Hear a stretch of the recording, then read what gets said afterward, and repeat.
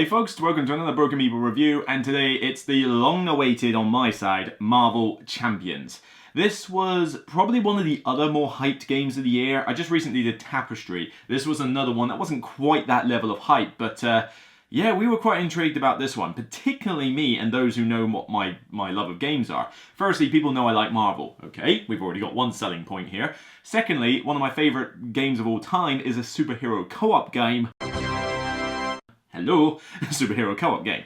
So this one was definitely high on my radar. This is another LCG, so if you know anything about Fantasy Flight games, the LCG model is essentially a bit like a collectible card game of CCG, except rather than buy booster packs with random cards in, you know what you're getting. So you get a pack every month or two, and you know what cards are in it, same thing for everybody, and everybody's on the same level playing field.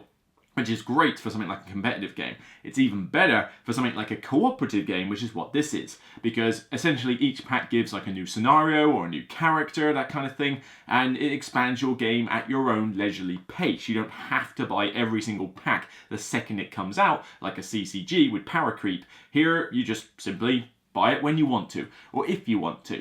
Now, with Marvel Champions, it's a game where all of you take control of one of the Marvel superheroes. You've got Spider-Man and his amazing friend, Iron Man, Black Panther, Captain Marvel, and She-Hulk. Interesting collection, I must admit. You know, if you're going to pick 5 heroes, I'm surprised they didn't just go with the quintessential, like, you know, Iron Man, Captain America, Spider-Man, that kind of thing. She-Hulk?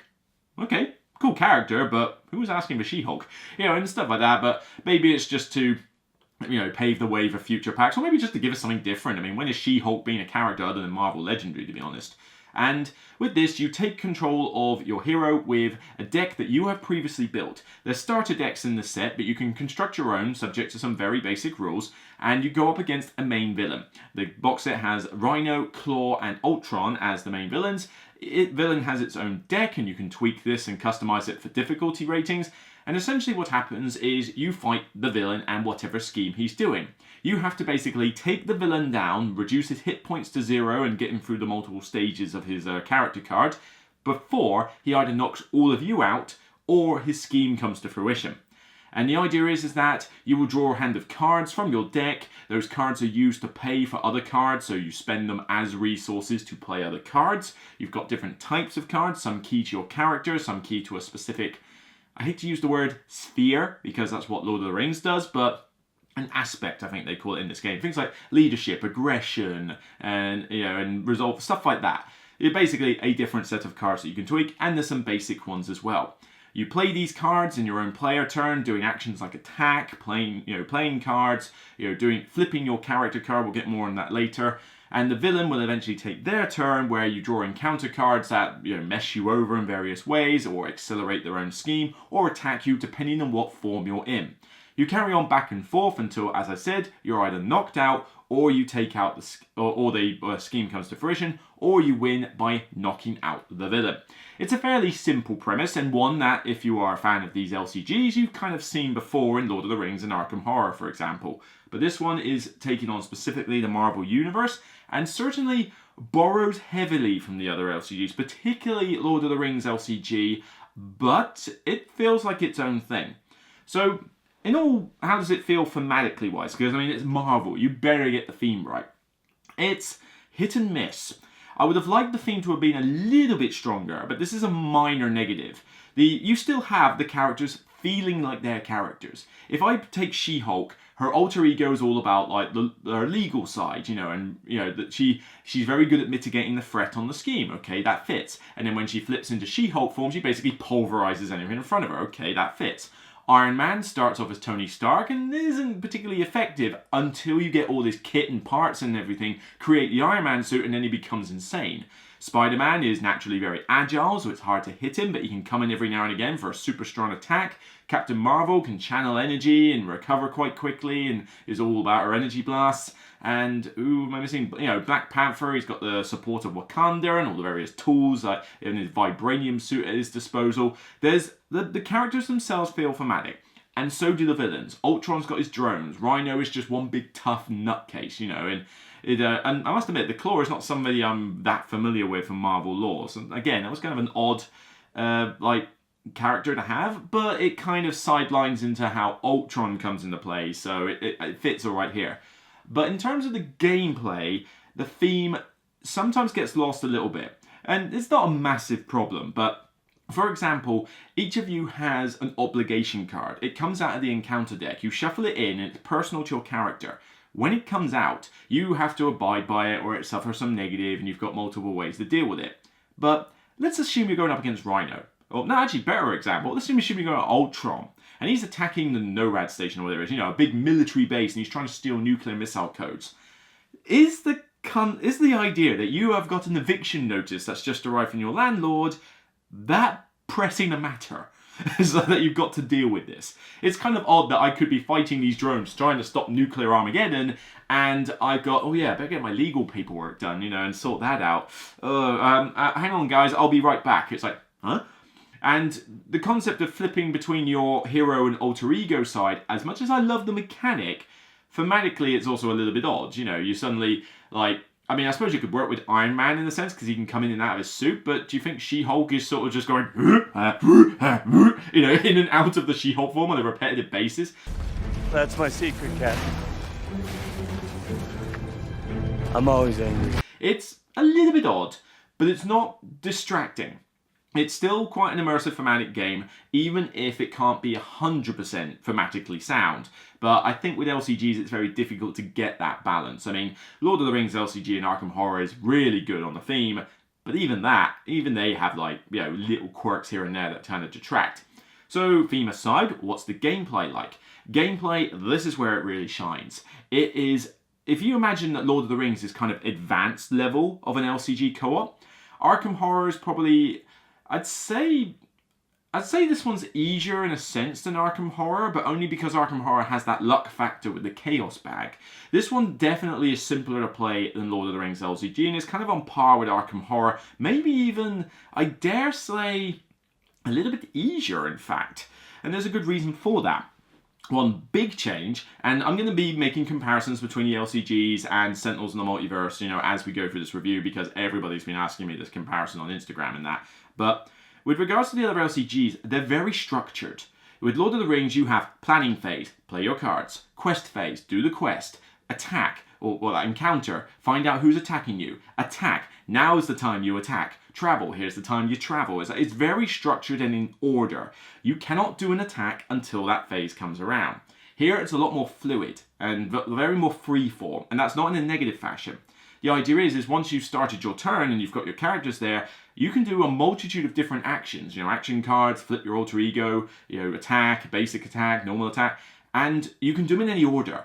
So you can basically say, right, well, I'm going to attack first, and then in doing so, I'll play this card and do a hero action. Right, I need to get back to alter ego form. I'm going to flip my card now, and I'll play an action that can be done in that form, and it's, as long as you're not exhausting your character, you can do all these cool combos. And that's the crux of this game, trying to find a way to combo the cards best from your deck with what you've got. Because you're going to be going through your deck speedily. You've got to discard cards from your hand to pay for cards from your hand. Again, multi-use. Love that aspect when a card is more than just simply its own thing. It's like, oh, I want to play this card, but I need to afford this. I've got to discard it. Oh, I hate you so. It's that kind of feeling I love. And essentially each card has two uses, the card effect and resources at the bottom to pay for other cards. So it's not quite fully multi-use, I'm not talking Valley of the Kings level here, but it's still good. I like this card system. The rules themselves are, it's going to take you a little while to get used to it in the first couple of games, but there is a handy learn to play guide. I mean, this is the typical Fantasy Flight fashion. You've got the learn to play, and then you've got the rules reference. You can learn and play a game of this pretty much 90% from the learn to play book, and it's got a very easy to follow, very good pictorial setup, almost comic book style, and you'll be up and running in no time with this guide alone. And then there's a few special rules at the back for deck scenarios and customization. But once you start playing it a bit more, you're going to come across keywords. There's going to be little FAQ moments where it's like, well, hang on a minute, how does that work with this? That's when you need the rules reference, and you basically just sort of look it up when you need it. There's an index on the back. It's not too complicated to learn, but it's certainly not something that you're just going to be able to pick up and play. You're going to want someone to show you this, or you're going to need to spend a bit of time maybe playing 1 or 2 games with the tutorial mode and just get through it and get the hang of it. Because even to this day, I've played it a fair few times, and even I'm like, hang on a minute, let me just check, how's that work? It took me a long time to do the same with Lord of the Rings. It's the same with this one, even though this one is easier to learn. But the whole idea that you've got the freeform actions does make things a little bit easier to learn from a gameplay perspective, because you don't have to think, oh, I missed out doing that in this phase, oh, I can't go back now. No, it's all your player phase, nothing else. You get your bits, you've got your bits at the start, play all your actions, then unrotate all your cards, then the villain goes. There's no multi-phase part of your player turn, and that is a refreshing feel. It makes this one a lot more accessible than something like Lord of the Rings. Now, there is some deck building involved, you will have to get used to this, but I think the deck building is actually quite simple in this one. You have to use every card from your character without exception. Great, so boom, shuffle them in. You then choose an aspect and a set of basic cards, and you have a deck limit between 40 and 50 cards, so it's not entirely strict. Although not as few cards as, say, Arkham Horror, which I think probably got one of the easier deck building archetypes here. But with this, you've got some basics, some you probably will barely use, and some that are quintessential. And the aspect has a lot of interesting cards to pick from. But you've only got so many because it's a core set. And so it's not that difficult to actually build your own deck, really. And it's quite easy to just swap an aspect out. I play She-Hulk with aggression. Okay, now let's try She-Hulk with leadership.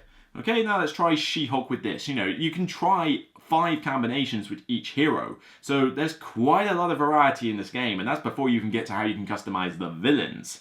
And certainly that leads on to probably one of the best aspects I will say about this. This is the core set that all LCGs wish they could be. Fantasy Flight has always had a bit of a history with core sets being a bit, or a little bit bare bones. This is the best content-filled core set I've seen from the LCG range, because you've got your 5 heroes, you've got all those aspects that you can tweak the deck with, you've got the basic cards as well, you've got the free villains, you've got expert and normal mode, and more on that later. You've got like different little subset decks that you can, like the rulebook has a recommended one to use for each villain, but you can happily just go, you know what, instead of Bomb Scare with Rhino, we'll have the Masters of Evil, or maybe Ultron drones are helping him out, stuff like that. You can swap in and out of these decks, you can customize the difficulty from classic, standard to expert mode, you've got all the different ways you can tweak your deck, you've got all the different aspects, the different heroes. There's a lot of variety in this core set. If anything, the only thing that's lacking from this core set is the same thing as usual, dividers. I've got little cases for the tokens, and like I say, sooner or later they won't fit once we get all the expansions, so that's going to happen. I like the dials. The dials are very good quality. I wish I had these in Sentinels in the Multiverse. In fact, given that I'm not going to play this 4-player ever again, I might even borrow a couple of these for Sentinels, or maybe I wonder if Fantasy Flight will sell them on their own, because it'd be nice to have some of these for Sentinels. You've got some pointless cards for the status effects, a few too many maybe. I would have preferred maybe a token, but no big deal. And these dividers aren't even Marvel Champion dividers. These are literally spares I had from Sentinels in the Multiverse. So they don't tell me what's in each bit, but they do at least allow me to separate the cards. But that is a negative. The components themselves are fine. The dials are good, the tokens are good, and the artwork is simple, but comic book style effectiveness. It brings out the theme more. I like it fine, even though I thought maybe it could have been a little bit better. But the whole idea of not having dividers is still a pain. It's like, seriously, if you're going to make a card game where you've got to separate out sets, give us dividers. They don't even have to be decent ones. Certainly they can't just simply be a sheet of card. They need to have, like, the name on it or something. But yeah, just something like that. You want to make it grey with a name at the top? It's better than nothing. But seriously, you could have maybe just put a tiny bit more effort in there, Fantasy Flight, and just put us some dividers. That would have been great. Especially when all the expansions are going to come out. Guess I gotta go onto Board Game Geek and wait for some kind soul to upload a bunch of files. That's what I've had to do with the other ones. It's what I gotta do with these ones. But, oh well, small things aside. But the core set is definitely one that will give you a lot of replay value and a lot of fun before you even have to consider whether you want to play, buy into the packs, which are no doubt coming. Green Goblin, I think, is any day now, in the US, and probably in January in the UK. Then we're going to get Captain America, and we're going to get all these other ones, like Wrecking Ruin or something, I can't remember. But yep, the packs are going to come, there's going to be more stuff, and so you do not have to worry about this going out of fashion anytime soon. It's got the popularity, it's going to get the packs.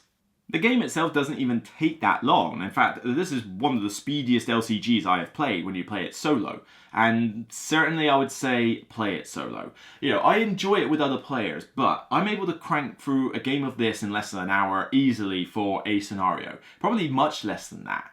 And, you know, with other players, it will be about a little bit longer with each player. But in the solo game, eventually I'll get to the point where I can whip out a scenario in like 45 minutes, and that'll be sound. That'll be perfect for a decent length game. That's including setup and takedown.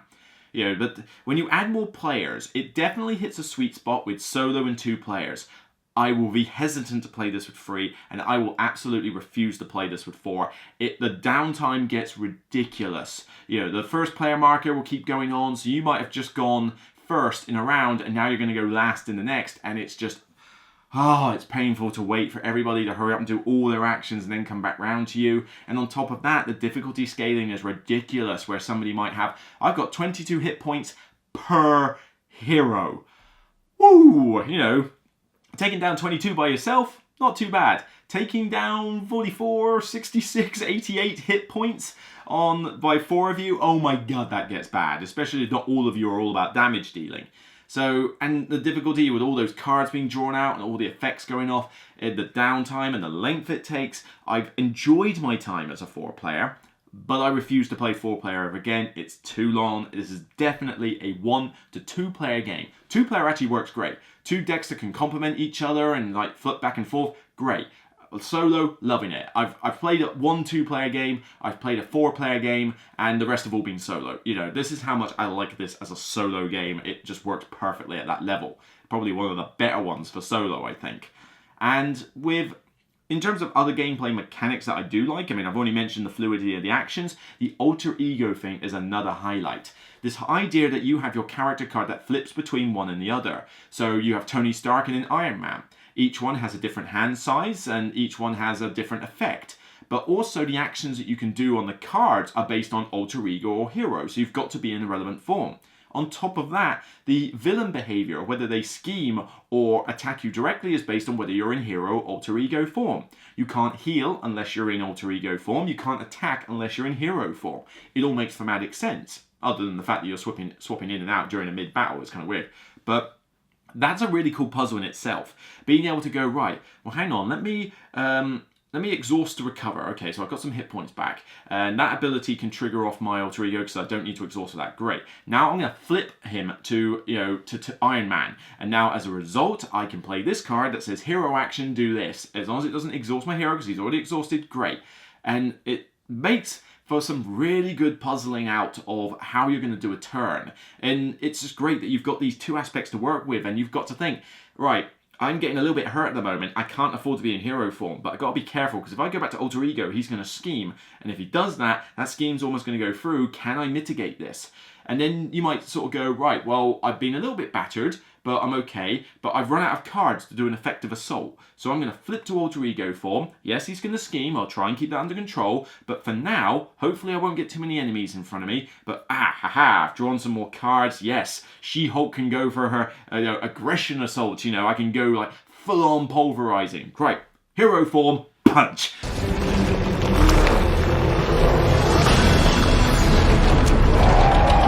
You know, you get great moments like that, and with all the characters, they've got great alter ego and hero powers. Their cards are cool. They really fit in with the theme. It's just a really cool kind of little puzzle that each player has to do. The decks complement each other well, and you can create lots of different decks from here, even though there are 1 or 2 aspects that you can't create decks for with just the core set. You know, there's 2 starter decks already pre-built. There's like, sample decks that they recommend for each hero. And I think there's one aspect, aggression, that you can't build 2 decks with aggression. But that's about the only limitation you've got. So honestly, I see no reason why I would want to buy a second core set of this, unlike the others where you're buying 3 core sets to get everything. Here, I think you could manage just fine with 1 core set, maybe 2 if you are super desperate to have certain aspects together. But chances are somebody else you might be playing with might already have their own core set, so what does it matter? I can't see a legitimate reason why I would fork out the cash for a second core set other than to get more of these dials. But I would rather that they give me these dials in a separate little pack. You know, that'd be great. So, you know, what can I say? I'm loving this game. Really am loving this. I don't know if it's coming out all right on the camera, but seriously, this is a fun game. You know, I love it. Like on the similar levels to Lord of the Rings LCG. Lord of the Rings LCG is much more strategic, I think. It's definitely more challenging, certainly harder. You know, this one, if you bump it up to expert mode, oh my god, the difficulty boom, goes out the window. But if you put it on standard mode, you will win more often than you will lose, but it will still be a challenge. You will never cakewalk the scenario. You have to make the right choices or build a decent deck. But you can throw in different difficulty side decks, you know, the under attack and bomb scare and all that lot, and you can have certain villains will be harder. You can put it into expert mode. You can try an aspect with a hero that's never normally used. You know, there are lots of ways you can tweak the difficulty to your heart's content. Personally, I don't mind if I win a co-op game because it's fun, as long as I have fun doing it. I'd rather that the co-op game did just go, you know, and smack me down without any sense of like, you know, give us a chance, you know, that kind of feeling. But loving this. It's Marvel, already like Marvel. It's an LCG done right with a decent core set. I've got lots of variety in the box. I would not compare this to Sentinels in the Multiverse too much because Sentinels in the Multiverse, A, has a different universe, and B, the decks are pre-constructed. And there's so much variety for that at the moment. You know, you can probably get more variety in that core set than you do in this one. So Sentinel Multiverse feels like its own kettle of fish compared to this one. However, this is definitely making me a little bit worried about Marvel Legendary. Marvel Legendary, yes, is not a customizable deck builder. It's a standard deck building game, but it's Marvel. And there's a lot of stuff in there. The setup and takedown time for Marvel Legendary is pretty horrendous. And this one's a lot easier. I don't know. I mean, to be honest, I think it will stay in my collection purely because A, I do like it, but B, this one doesn't work with more than 2 players, whereas Legendary, you can make it work with 3 players. Although I wouldn't play it with 4 or 5. The other thing is that Legendary is in that giant crate up there, and it's not like I can really sell part of the crate off because it's got the other Legendary games. So I think it's just going to be a permanent thing in my collection. But perhaps now is the time when I say, you know what? I don't need to buy any more Marvel Legendary expansions. You know, I could see a lot of people buying Legendary or this one and deciding which one they like. I can't see many people, other than me, with a unique scenario where you would necessarily need to own both. But I will happily keep this alongside Lord of the Rings and Arkham Horror LCG. I will happily keep this alongside Sentinels in the Multiverse. This is another solid LCG. Definitely worth, you know, minor niggles aside, slightly weird little thematic disconnects occasionally. A core set which is one shot shy of being a really good, like an excellent core set. Just those dividers. Again, it's a minor niggle for me. But everything else in this game just feels like it deserves a solid 10 out of 10. This is a fun game. I cannot wait to get it back to the table again. You know, it's one of those games where I'm like, oh, I want to try this hero with this aspect, and I can't wait for Green Goblin and Captain America and all my other favourite Marvel heroes to suddenly come out in packs.